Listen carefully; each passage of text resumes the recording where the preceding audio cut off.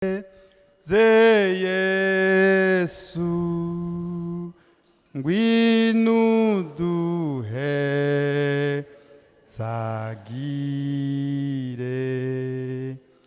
twuzuze mwe muwawe nakindi duhaza. Ndabaramukije mwese mu izina rya Yesu Kristo umwami wacu. Turashimiye Imana yo mu ijuru yo yaduteguriye ibihe byiza byo kubino, kandi twagomba dutanga intasho za bene data bari hari i Bujumbura baturungikanye, muzakire mu izina rya Yesu. Kandi ndashimiye Imana cyane kongera kuba hano. Nari ndabakumbuye, narabaye hano imyaka itari mike. Navuye hano mu 2003 ngiye i Bujumbura, kandi kuva ico gihe niyo mba. Hanyuma rero turashimiye cyane ishengero ku butumire ryaduhaye, tukaza mu gikorane, tukaba twaranezerewe cyane n'inyigisho twaharonkeye. Mbega abo twazananye twaranezerewe cyane. Mbega turashimiye Imana cyane, kandi turashimiye n'abakozi n'ishengero ryayo. Hanyuma rero kandi ku mazina nitwa Nzabimana Eric, ndi umukozi w'Imana ku ishuri yo mu Ruyaga, ubwiriza ni Gahama, Centre bwa Temba. Hanyuma rero kandi ndi kumwe na madame n'umwana, mwumva yuko atazindi ntasho zo mu muryango mfise, yo turi kumwe hano twarimbanye mu rya korale. Abo twari kumwe mu nyigisho ejo, yamwoca mwumva faze mwoca mudushiramo. Imana ihabwe icubahiro. Hanyuma rero nagomba dusangira ijambo ry'Imana hariya muri Yesaya 41. Yesaya 41, turiko turategura urugendo. Nararonse amajambo y'Imana hariya muri Yesaya 41. Dusome ku murongo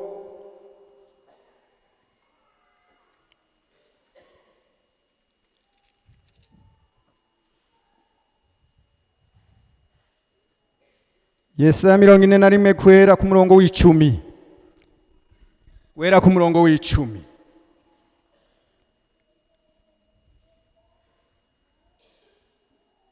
Dushitse ku murongo w'13.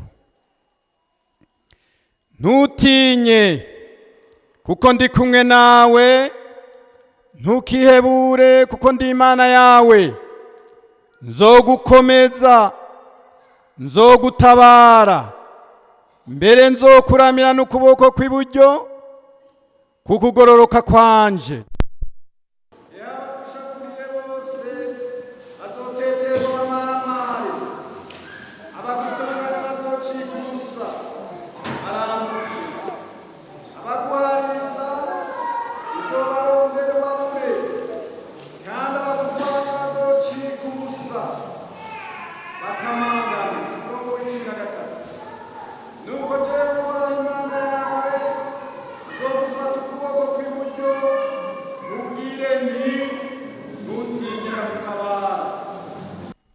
Ewe wa mwasi wanje, ntaco unyitamba, ninatemba nzovyuka, ninicara mu mwijima, Uhoraho azombera umuco. Imana nishimwe. Nagomba turirimba akaririmbo twaririmbye ejo.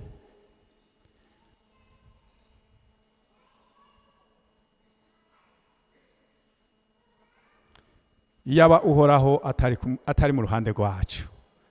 Yesu nashimwe. Abo twari kumwe boduhijwi duce turirimba kirya gice cyonyene. Uhoraho hatariwa ri kumwe natwe, hamwe abansi badukurira hasi baba batuyongobeje tubona, iyaba uhoraho atariwe twe amazi asuriranya aba yararenze ubugingo bwacu, iyaba uhoraho atariwa ri kumwe natwe, abansi badukurira hasi baba batuyongobeje tubona, iyaba uhoraho atariwa ri kumwe natwe, amazi asuriranya aba yararenze ubugingo bwacu, kuri we mana nyamana niyo nunamurira amaso yanje, kuri wewe uvyagiye mwijuru niho gutabagwa kwabera kuva, kuri we mana nyamana niho nunamurira amaso yanje, kuri wewe uvyagiye mwijuru niho gutabagwa kwabera kuva, kuri wewe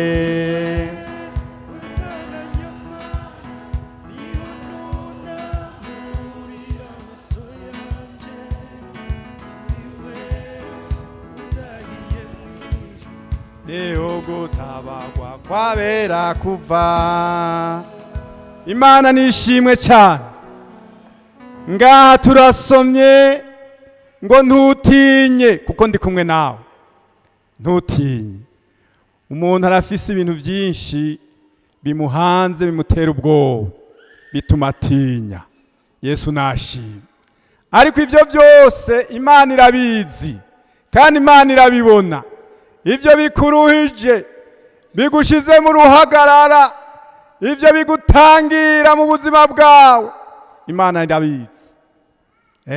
Ijambo ry'Imana rivuze ngo ntutinye kuko ndi kumwe nawe, ntukihebure kuko ndi Imana yawe. Kwizera Imana, Imana nishimwe cyane. Twarumvise abantu baciye mu bibazo bikomeye imyaka myinshi, wewe ushobora kuba utaramara n'umwaka n'umwe, ariko ubwoba buragutekeye, urabona ko atanzira ufise, ariko wizera Imana. Imana yakuntumye ko ngo ntutinye, ubwoba nibuhere.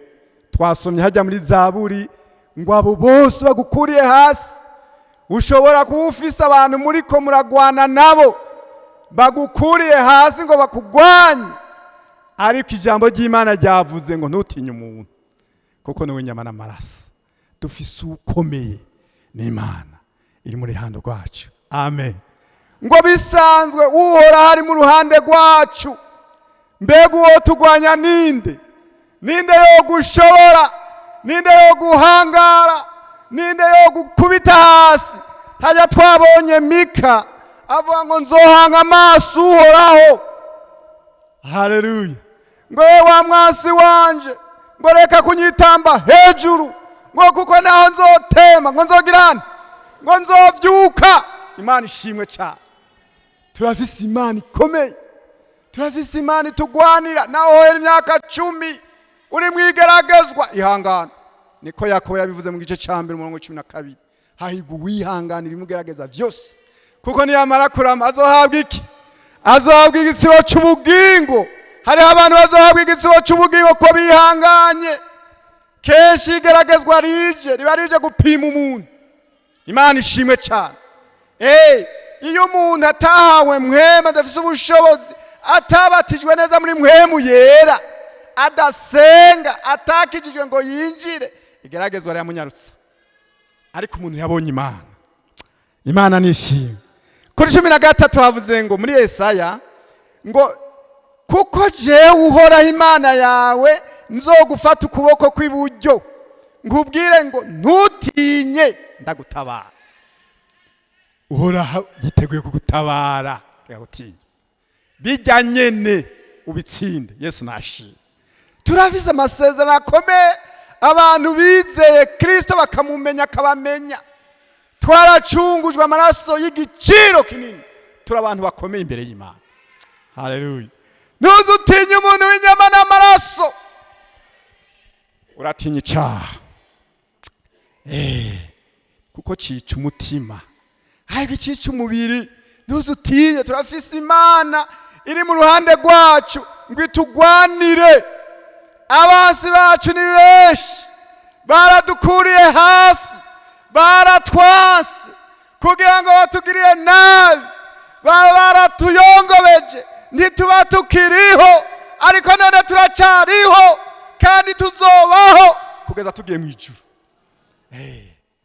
Baratuyongobeje kera, amazi yarasuriranije, abantu bose baraguheba. Uridoga ngo mu muryango barantaye, ngo tuvukana ntacyo bafashije, no mu ishengero ntacyo bafashije. Amazi yarasuriranije, yarabaye menshi kuri wewe, ariko ntiharengeye ubugingo bwawe, uracariho. Ni kubera Imana yakugwaniye. Amen. Reka gukevya, reka kwihebura, reka gutarataza, hanga amaso nde Uhoraho. Niko Mika yavuze ngo naho nzotema nzovyuka, ngo Uhoraho azombera umuco. Haraho ushikana ukamenga nta nzira ihari, ariko imbere y'Imana, imbere yawe hariho inzira irahita, uzoshika. Naho vyo babikomeye barakwihebuje. Hariho indirimbo twahora turirimba ngo igiti naho cotemwa kikuma, ngo hari ivyizigiro ko kizogongera kugirana, kizongera kikanaka. Yesu nashimye. Uzoshikana wagira ngo byarahetse. Yobu igice c'indwi ku murongo wa mbere ngo mbega umuntu akiri mw'isi ntaba ari mu ntambara. Ninde ngaho atari mu ntambara? Natariki. Uri mu ntambara, ariko zijya ntambara nyene urimwo, Imana iri hafi yawe. Yesu abaho umugisha, Yesu abahezagire. Mana uri mwijuru, turagushimiye kandi ko turi imbere yawe mu bwiza bwawe, kandi turanezerewe no kuba mu ngoro y'Imana. Turagushimiye kuri kuratugaburira, turagushimiye ko mpwemu yari muri twebwe kugira ngo aduhishurire amajambo. Haleluya. Hezagira ishengero ryawe Mana, uhezagira abakozi bawe, uhezagira ikintu cyose kiri muri nongoro, mw'izina rya Yesu Kristo. Umuntu wese yeje agenda rose inyishu y'ikibazo yazananye, mw'izina rya Yesu, kuko kwa Mana hari vyose. Urakoze, ni mw'izina rya Yesu tubisenzemwo. Amen.